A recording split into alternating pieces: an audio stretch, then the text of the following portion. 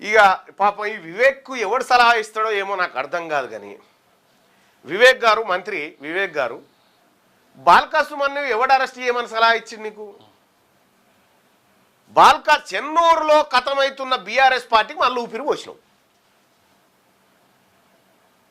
ఇప్పుడు తెలంగాణ రాష్ట్రంలో ఎన్నికలు జరిగితే మొదట కాంగ్రెస్ పార్టీ ఓడిపోయే సీటు చెన్నూరే.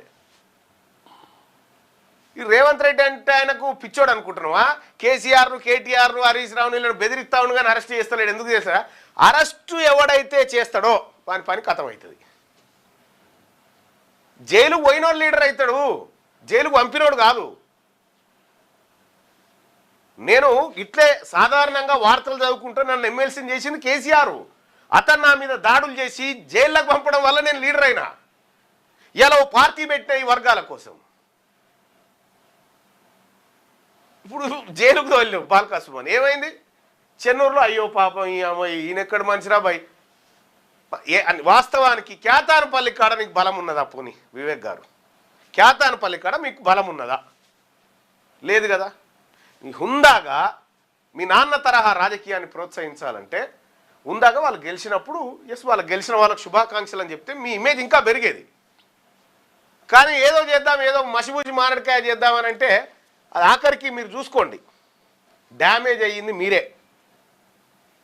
మరి మీకు ఎవడు సలహా ఇచ్చిండో తెలియదు కానీ ఈ రాష్ట్రంలో ఎక్కడ కూడా గిట్లా అరెస్ట్ చేయలే, నువ్వే డ్యామేజ్ అయినావు. అది మరి నీకు ఎవడు సలహా ఇచ్చిండో తెలియదు కానీ ఎవడో నీ పతనం కోరుకుంటా ఉన్నాడు పక్క పండి, జాగ్రత్త. ఇక ఇది రెండో అంశం. ఇంకా మూడో అంశం వచ్చేసి చాలా రోజుల నుంచి ఎంపీటీసీ ఎన్నికలు, జెడ్పీటీసీ ఎన్నికలు పెడతారా, జిహెచ్ఎంసీ పెడతారా? మహేష్ కుమార్ గౌడ్ అంటా ఉన్నాడు 80% జిహెచ్ఎంసీలు మాయే.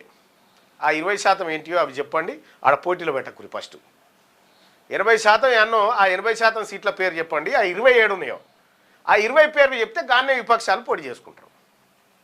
ఒకటి. ఇంకా ఎంపీటీసీ, జెడ్పీటీసీ ఎన్నికల్లో పోటీ చేస్తాం. ఎంపీటీసీ, జెడ్పీటీసీ ఎన్నికల్లో పోటీ చేస్తాం, ఆడ కూడా విజయం సాధిస్తామని చెప్పి కాంగ్రెస్ పార్టీ జబ్బలు సరుచుకుంటా ఉంది.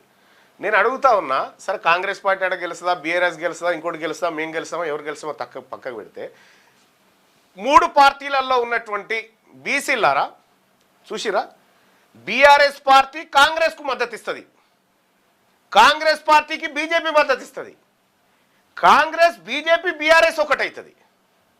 వాళ్ళు అధికారాన్ని పంచుకునే కాడ ఈ అగ్రకుల దోపిడీ కులాలు ఎట్లా ఆలోచిస్తా ఉన్నాయి, కింద ఈడ కూర్చొని నేను కాంగ్రెస్ వాళ్ళకు మద్దతు ఇచ్చేదే లేదని ఈయన చెప్తా ఉంటాడు. నీ మద్దతు ఏమని కావాలయ్యా? మీద వీళ్ళే అల్లుకొని ఎవరికి వాడు పంచుకొని తింటా ఉన్నారు కదా.